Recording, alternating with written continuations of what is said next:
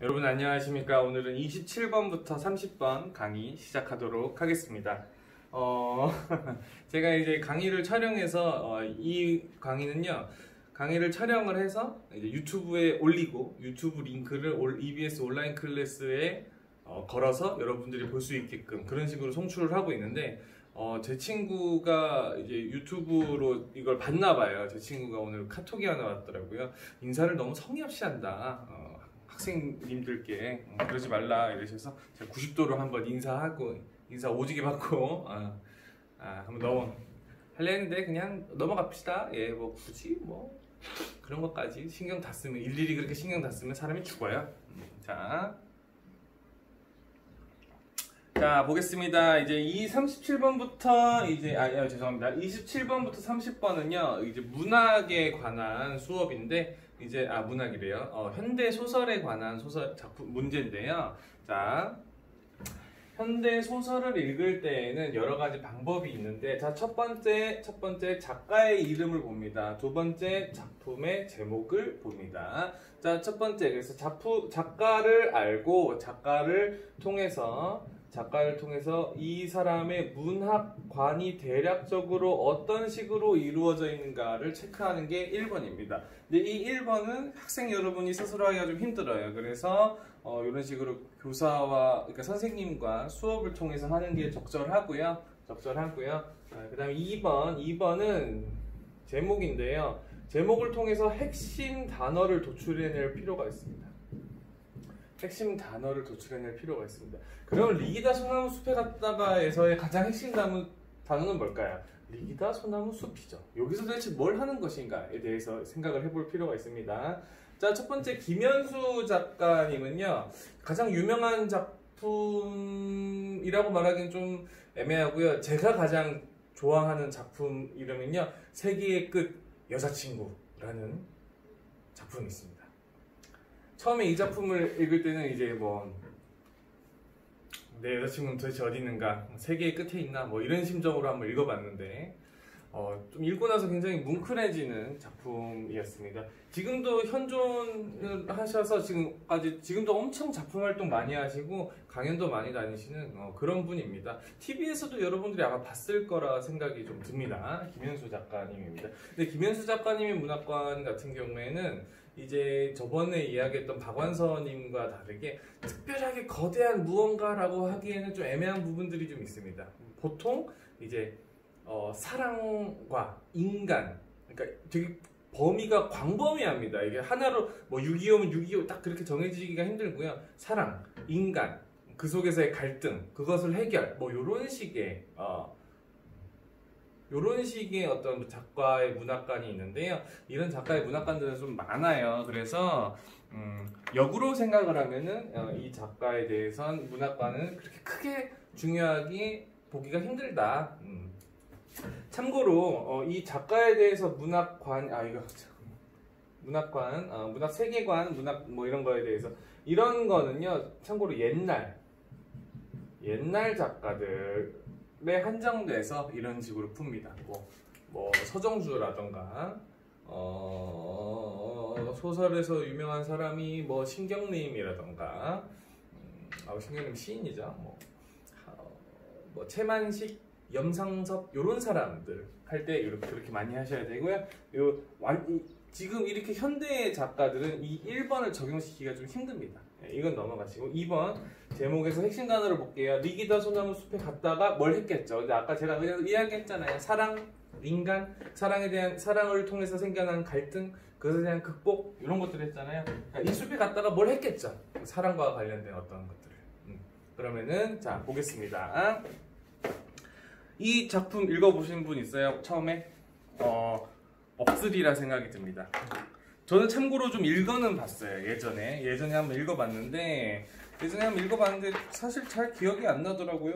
이거 제가 어디다 써놨는데 여기 아닌가 봅니다.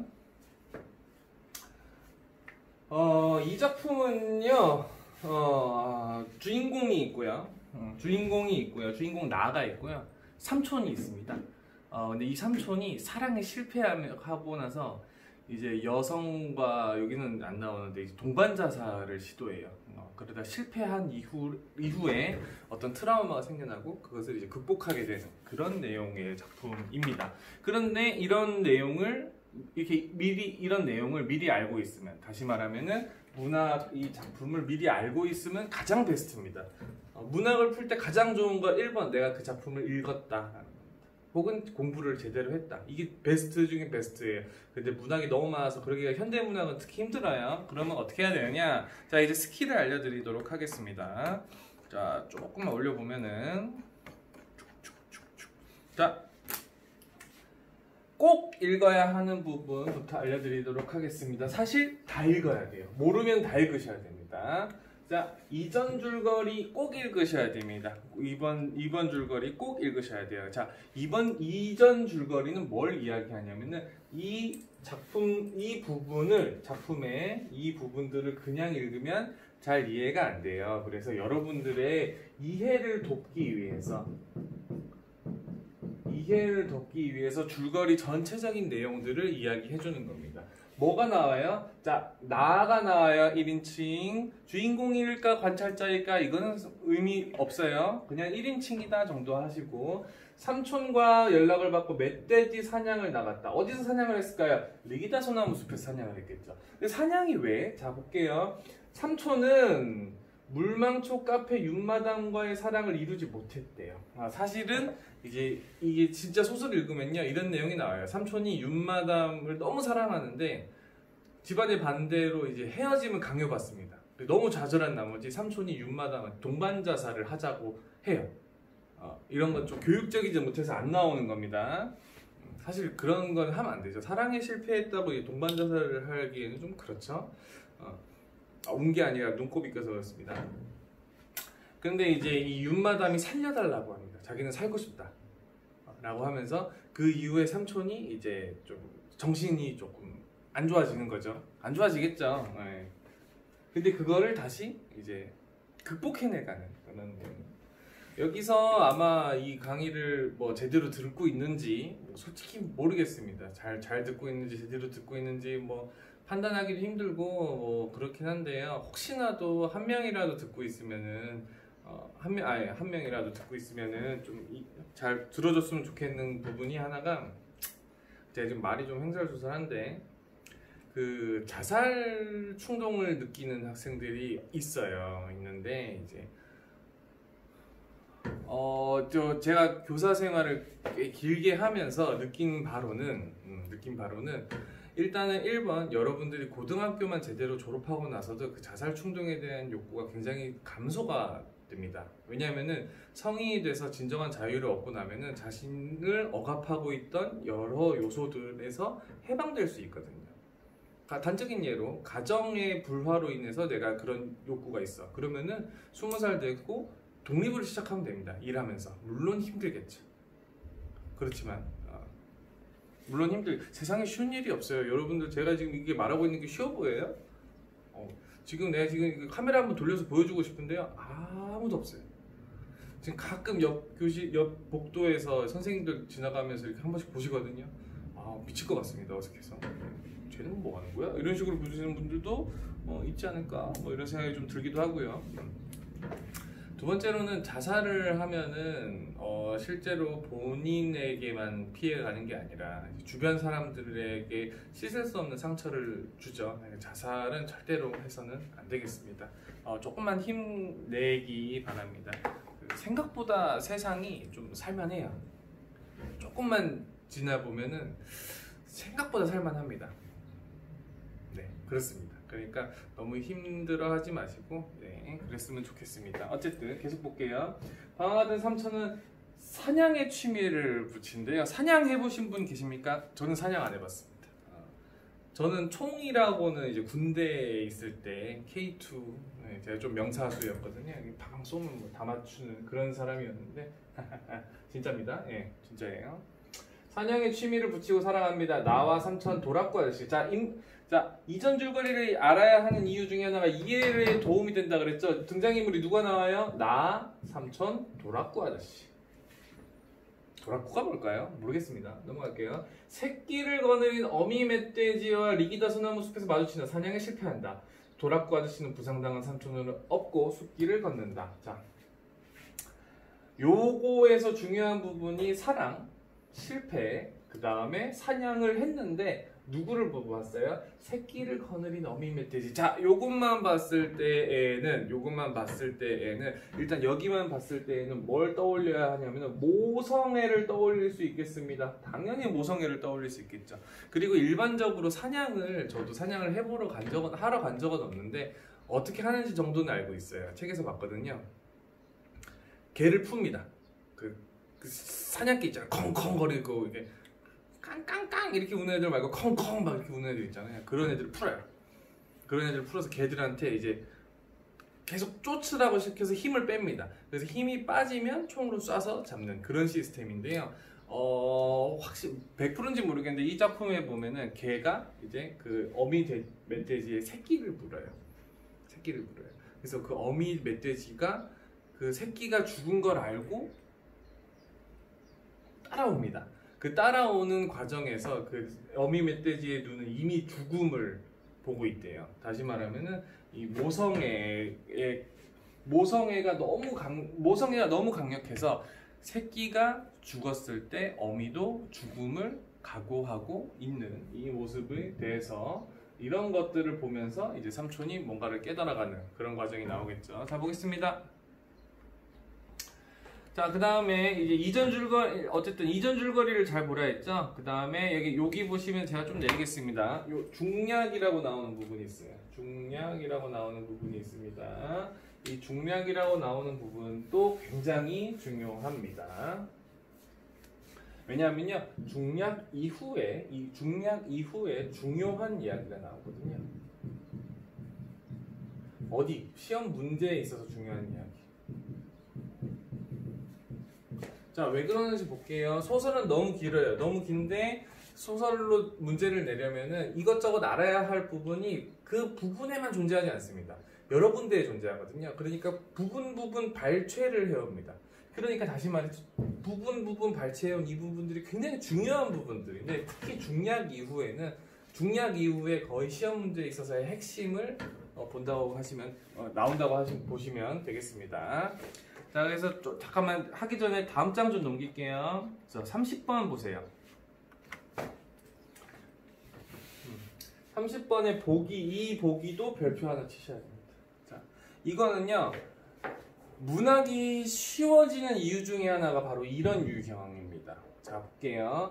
나는 이 작품을 몰라요. 만약에 여러분들이 나로 빙의를 해볼게요. 아, 난 이 작품 몰라. 아, 봐도 모르겠어. 너무 길어. 어떡하지? 라고 하면은 딱 봤을 때 아, 이거 잘 모르겠다. 처음 보는 작품이다. 라고 하면 뒷장을 넘기세요. 뒷장을 넘기시면 반드시 이런 문제가 나오거든요. 얘부터 읽고 작품을 읽으면은 아주 도움이 많이 됩니다. 자, 볼게요. 도락구 아저씨의 인식 변화를 중심으로 이야기가 펼쳐진대요. 도락구 아저씨는 인간과 자연을 분리된 것으로 보고 인간이 자연보다 우월하다.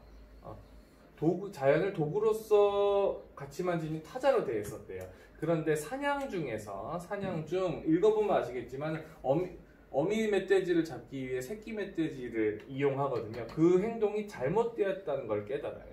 그러면서 뭘 깨달아요? 인간과 마찬가지로 자연 역시 동등한 가치를 지닌 생태주의적 인식. 아, 이런 내용의 소설이구나 하고 읽으셔야 됩니다. 다시 정리를 할게요. 최종적으로 정리를 하면은 현대 산문 작품을 풀 때는 어떻게 하느냐?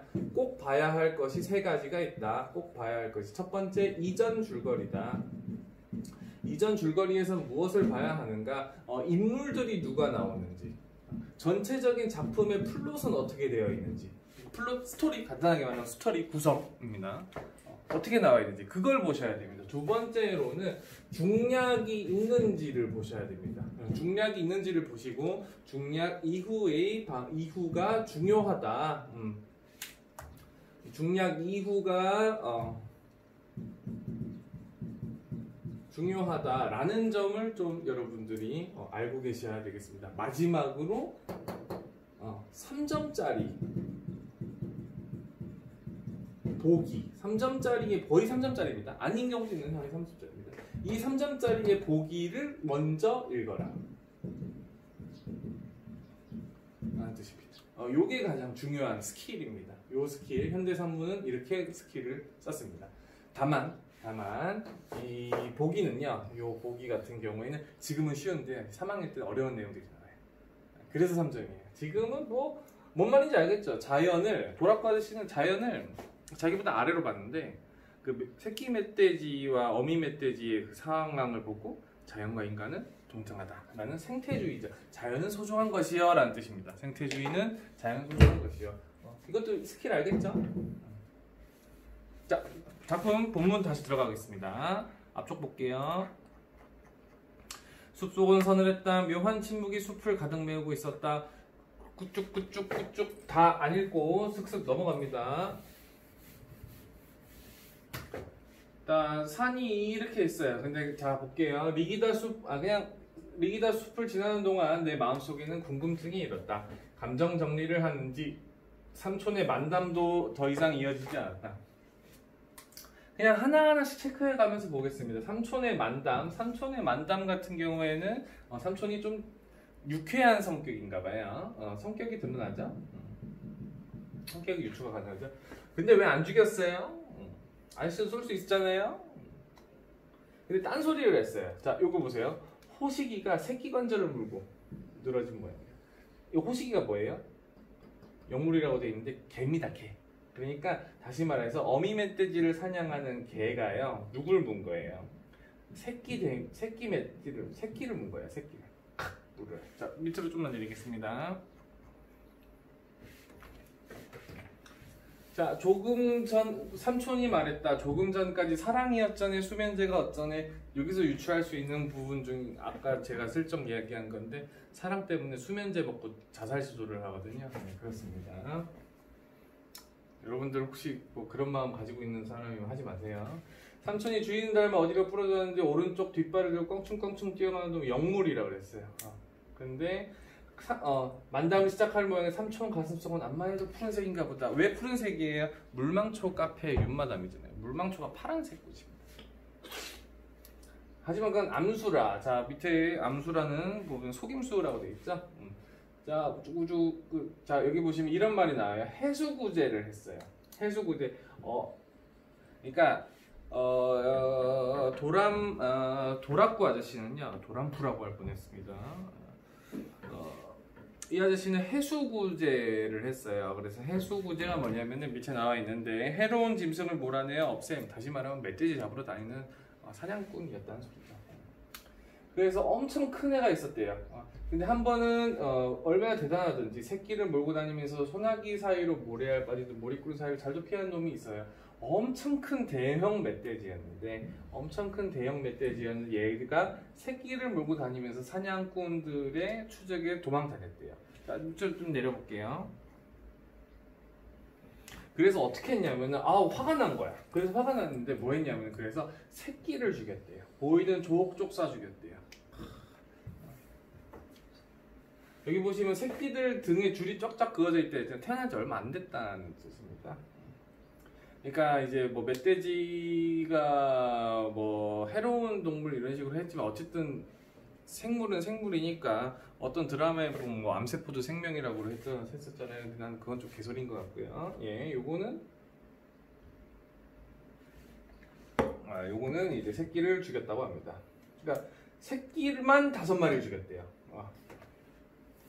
그랬는데 자, 다음 장 옆에 보겠습니다. 그 죽인 새끼를 들쳐매고 갔대요. 그러니까 어미가 계속 일정한 간격을 두고 쫓아왔대요. 죽을 줄 알면서도 계속 쫓아왔대요. 어미의 마음이 어떨까요? 새끼가 자기의 자식이 자기 눈앞에서 죽어가는 모습을 본 어미의 마음, 그것도 5마리가 다, 그리고 그 새끼를 자랑하듯이 끌고 가는 저 인간의 모습을 보고 멧돼지는 어떤 마음이 들었을까요? 근데 여기 보세요. 딱 그래갖고 잡았지. 죽으려고 쫓아낸 거니까. 그런데 봐라, 잡는 그 순간에 나도 너맨치로 그놈하고 눈이 마주쳤대요. 눈이 마주쳤는데 눈에 뭐가 있었냐? 아무것도 안 비었을 때 텅 비었어. 죽음을 각오했기 때문에 그래. 못 쐈대요. 쏘면 안 되는 거였대요. 그러니까 다시 말하면 사냥을 해서는 안 되는 거였다는 거죠. 그 멧돼지가 분노한 것도 아니었어요. 분노한 것도 아니고 죽음을 각오한 그런 어떤 공허함이죠. 죽음을 각오했고 새끼가 죽었기 때문에 내가 살아갈 이유가 없고 그런 속에서 나도 죽자. 거의 자살이죠. 이 어미 멧돼지는 자살했다고 봐야 되겠죠. 근데 그런 걸 보고 나서 충격을 받은 거죠. 안 쏠 수는 없었대요. 그래도 쏴서 쏘긴 했는데 그래도 좀 그랬답니다. 자, 계속 다음 볼게요.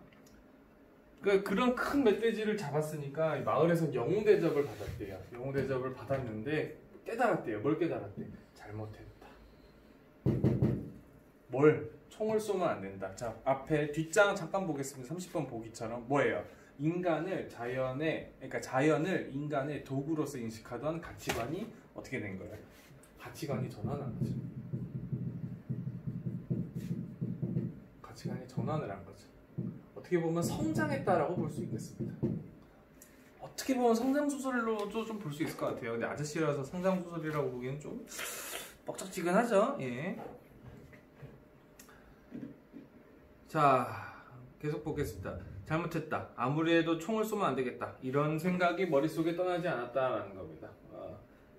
이런 생각이 머릿속에 그러고 보면 그날 내가 잡은 것은 정녕 멧돼지가 아니었다. 멧돼지가 아니면 뭔데요? 해석할 여지가 많습니다. 멧돼지가 아니면 뭐예요? 일단 자연. 왜 자연이에요? 앞에 보기에서 자연 이야기를 하잖아요. 그리고 좀 해석해 봅시다. 뭘까요? 그러니까 멧돼지 그 개체가 아니라 부모가 자식을 사랑하는 마음. 뭐 이런 정도로 해석할 수 있지 않을까요? 그 마음을 죽여버린 거죠. 아래 산에 오만 쓸모없는 작은 나무 리기다 소나무 산 청소는 여기도 리기다 소나무가 나왔잖아요. 쉼없이 움직이지만 그 멧돼지는 이미 죽은 거나 다름없을 것이다. 이렇게 됐습니다. 무슨 말이냐? 결국 근데 이 부분 때문에 사실은 욕이라고 해석하기는 좀 어렵고요. 자연이라고 봐야 됩니다. 왜? 쓸모없는 나무, 리기다 소나무, 청설모 이야기가 나오니까요. 자, 우리는 리기다 소나무 숲을 빠져나왔습니다. 이렇게 주르륵 했습니다. 그래, 나는 한번 또 죽었다. 하고 또 딴소리를 했대요. 자, 이거 보세요. 여기서 좀 재밌는 게 하나 나오는데요. 이거는 요 작품에서 요 문제에서는 별 도움이 안 되지만은 굉장히 중요한 문학적 개념입니다. 30번의 보기 다시 한번 보시면은 이 소설은 자꾸 도람프라고 그러죠. 도라쿠 아저씨의 인식 변화를 중심으로 이제 이야기가 나온단 말이에요. 그러니까 도라쿠 아저씨는 이 어미 멧돼지를 잡음으로써 자연에 대한 인식 변화가 일어나죠. 그런데 주인공 나는 왜 이걸 가지고 딴소리라고 이야기했을까요? 왜냐면요, 주인공 나라고 하지 맙시다. 나는 뭐예요? 도라쿠 아저씨의 인식 변화를 따라가지 못해서 그래요. 인식 변화를 따라가지 못한다는 거죠. 왜? 어려서 혹은 인격적 성숙이 덜해서. 이런 걸 우리가 뭐라고 하냐면 신뢰할 없는 화자라는 말을 씁니다. 신뢰할 수 없는 화자. 화자. 사랑방 손님과 어머니에서 나오는 주요석의 사랑방 손님과 어머니에서 나오는 그 여자아이, 이름이 당장 기억이 안 납니다. 그 친구.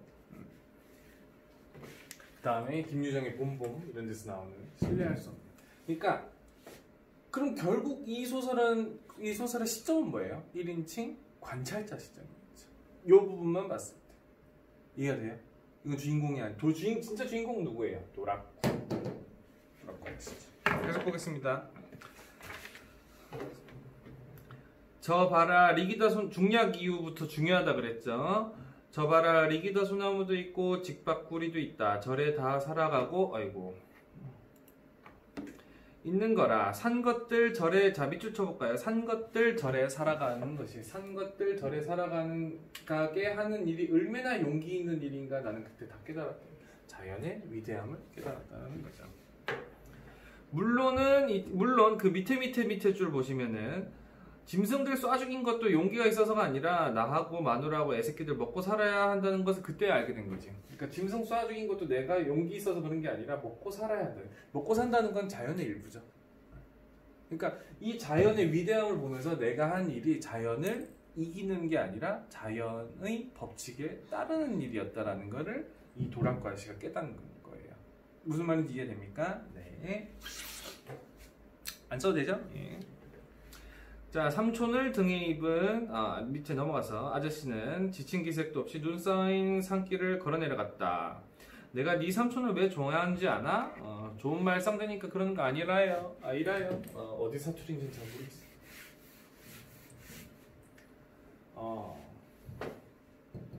경상도 같은데, 그죠? 멧돼지 눈 보고 옛날 애인 생각나서 총 못 쏜다 사는 사람이 아니냐? 왜 옛날 애인이 생각난대요? 멧돼지 눈 보고. 이 멧돼지 눈은 뭘 이야기한 거예요? 죽음을 보고 있잖아요. 죽음을 보고 있었잖아요. 아까도 얘기했지만 옛날 애인도 죽음에 대해서 이제 달려들었던 사람과 그걸 거부한 사람이죠. 그렇기 때문에 그게 생각난다는 거죠. 그러니까 그 정도로 정스럽다는 거죠. 내가 뭔 소리 하는지 알겠나? 지금 뭔 소리 하니까 이것도 만담입니까? 내가 진심으로 재밌다. 애가 아직 좀 딸립니다. 넘어가겠습니다. 그래서 문제.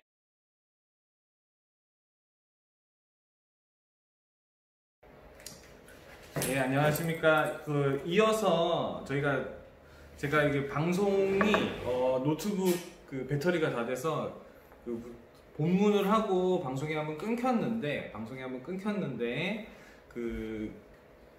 날 바로 촬영을 했어야 되는데 제가 칼퇴근을 하는 바람에 다음날 이렇게 촬영을 하게 되었습니다. 자, 27번 보겠습니다.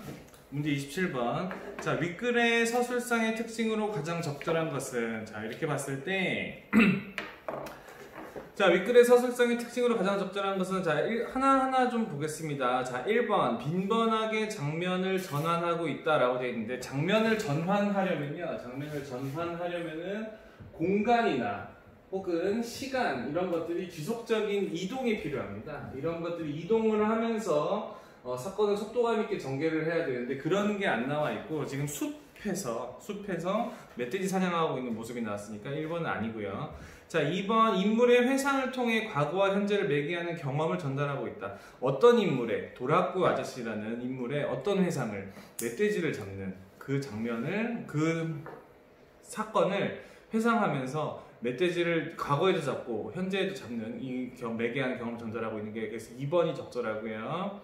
3번 보면은 공간의 이동에 따라 인물의 갈등이 해소되고 있다라기보다는, 여기서는 인물 간의 갈등이라는 거는 사람과 사람 간의 요 갈등을 의미하는데, 사람과 사람 사이의 갈등은 존재하지 않고요. 삼촌이 이제 내적 갈등을 좀 했고요. 도락구 아저씨도 내적 갈등을 했고요. 앞서 이야기한 대로 나는요 좀 신뢰할 수 없는 화자이기 때문에 그 사람은 그냥 넘어가는 쪽입니다. 4번 요약적 서술과 대화를 교차하여 사건이 반전되는 양상을 부각하고 있다, 이렇게 되어 있는데, 요약적 서술이라는 거는요 전체적인 스토리 혹은 플롯을 아주 짧은 용어로 표현하는 것들을 이야기합니다. 그래서 아주 짧게 표현해요. 짧게. 그래서 주로 고전에서 많이 사용하는 방법입니다. 대화를 교차하는 건 대화라는 소리예요. 큰 따옴표가 많이 나오면 이거를 생각하시면 되겠습니다.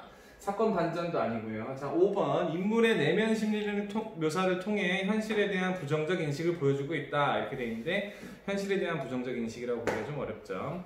답이 2번입니다. 자, 28번 넘어가겠습니다.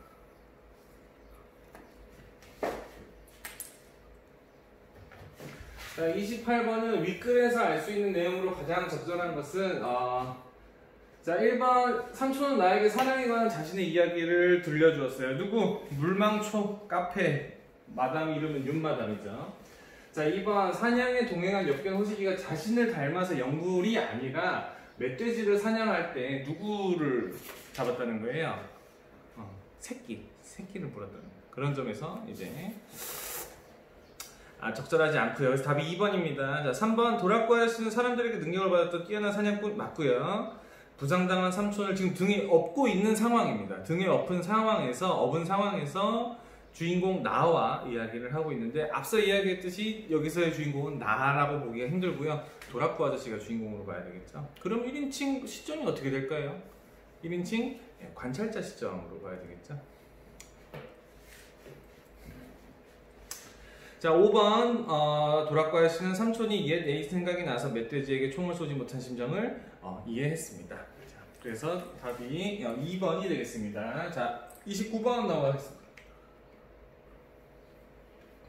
자, 나와 도라쿠 아저씨의 대화 양상을 고려하여 기억과 니은의 내용으로 가장 적절한 것은, 기억이 뭐냐면요, 기억은 도라쿠 아저씨가 영 딴소리를 한다. 니은은 뭐라는 거예요? 또 딴소리 한다 라고 하는 거예요. 근데 이게 진짜 딴소리예요, 아니에요? 자, 이렇게 보시면 이 부분은 뭐냐면은 도라쿠 아저씨의 깨달음이죠. 도라쿠 아저씨의 이 깨달음이라는 부분을 주인공 나는 뭐로 인식한 거예요? 딴소리라고 인식한 거예요. 딴소리로 인식했는데, 독자는 이 깨달음을 깨달음으로 인식을 해요? 아니면 딴소리로 인식을 해요? 깨달음으로 인식을 하죠. 그러면은 이건 이제 중요한 문학 기법이 나오는데, 저번에도 한번 설명했지만, 얘는 그럼 뭐가 되냐면은 신뢰할 수 없는 화자가 됩니다. 신뢰할 수가 없는 화자가 되고요. 신뢰할 수가 없기 때문에, 이건 좀 고급 용어인데 그 문학에서 거리두기라는 게 있어요. 그래서 이 신뢰를 할 수 없으면은 독자들이 주인공 나에게 거리를 가까이 두지 않습니다. 멀리 가요. 멀리 가면 누구에게 가까이 갈까요? 도라쿠 아저씨한테 가까이 간단 말이죠. 그러면 그러니까 주인공 독자는 나의 이야기보다는 도라쿠 아저씨의 이야기에 더 집중을 하게 만드는 요소가 바로 요 기억과 니은입니다. 그러면은 몇 번이 되겠어요, 답이? 3번이 되겠죠? 이해를 못하는 거예요. 왜 못할까요? 어리니까, 무식하니까. 유명한 작품으로, 이와 비슷한 유명한 작품으로는 주요한 사랑 손님과 어머니, 그 다음에 이름이 기억이 안 나네.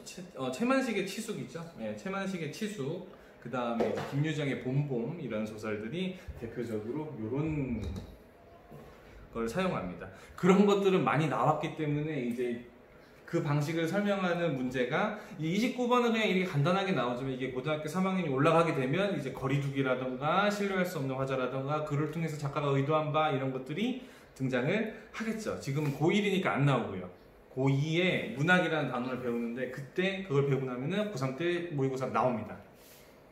자, 30번 보기 보시면은, 이 작품은 도라쿠 아저씨의 인식 변화를 중심으로 이야기가 전개되고 있다. 이 보기가 가장 중요하다 그랬습니다. 현대 소설을 풀 때. 도라쿠 아저씨는, 자, 밑줄 쳐봅시다. 인간과 자연을 분리된 것으로 보고 자연보다 우월한 위치에서 자연을 도구로서의 가치만 지닌 타자로 대했었대요. 그러니까 인간보다, 자, 인간과 자연이 있을 때, 여기 좀 지우겠습니다. 자, 인간과 자연이 있을 때 처음에는 도구로서의 가치를 지녔으니까 인간이 더 위대하다 그랬는데, 사냥을 하다 보니까 누구를 사냥하면서, 어미 멧돼지를 사냥하면서 인간과 자연 중에서 누구가 더 위에 선 게 아니라 뭘로 반한 거예요? 동급이다. 그러니까 여기 써 있잖아요. 여기 밑줄 쳐볼까요? 인간과 마치로 자연 역시 동등한 가치를 지닌 생태주의적 인식. 제가 보충학습 같은 거 할 수 있으면 문학사에 대해서 간단하게 할 때가 되는데, 한 90년대 이후 문학부터는 생태주의와 다문화주의가 문학에서 등장을 하기 시작합니다. 네. 그래서 자, 1번부터 보겠습니다. 도라쿠 아저씨의 자연에 대한 인식이 변화된 것은 죽은 새끼들을 쫓아온 어미 멧돼지와 시선을 마주하는 것. 그 시선을 보니까 어떻대요? 죽음과 같이 텅 비었다 그랬잖아요. 1번이 적절하고요. 자, 2번 도라쿠 아저씨가 한때 멧돼지의 생명을 우습게 여겼던 이유는 공명심을 드러내는 도구로서의 가치와 자기 식구들이 살아야 살 수 있는 가치. 그래서 적절하고요. 3번 도라쿠 아저씨가 자신이 한번 죽었다고 말한 것은 멧돼지들을 거침없이 죽였던 것이 잘못된 행동이었다는 것을 깨달았다는 것을 의미한다. 생태주의라고 했으니까 인간도가 자연이 동등한 가치를 지니고 있는 생태주의이기 때문에 이것도 맞고요. 4번 도라쿠 아저씨가 세 사람과 마주친 멧돼지를 죽이지 않은 것은 자연 속에 살아가는 모든 생명이 소중하다는 생태주의 맞고요. 5번 보시면은 이런 새끼의 생명을 빼앗아 어미 멧돼지를 잡는 사냥법을 암수라고 한 삼촌의 말에 동의한 것은 멧돼지도 인간의 동등한 가치를 지닌 생명체로 인정한 것이라면은 그러니까 이거는 그런 게 아니라요. 그러니까 정당한 사냥이 아니다에 거기서 나오는 파생된 내용이 암수지 이렇게 뭐 인간과 동등한 가치를 지녔기 때문에 이렇게 동등하게 싸워야 된다 이런 개념이랑은 좀 거리가 있습니다. 그래서 정답이 5번이 되겠습니다. 자, 다음 강의는 31번부터 시작하도록 하겠습니다.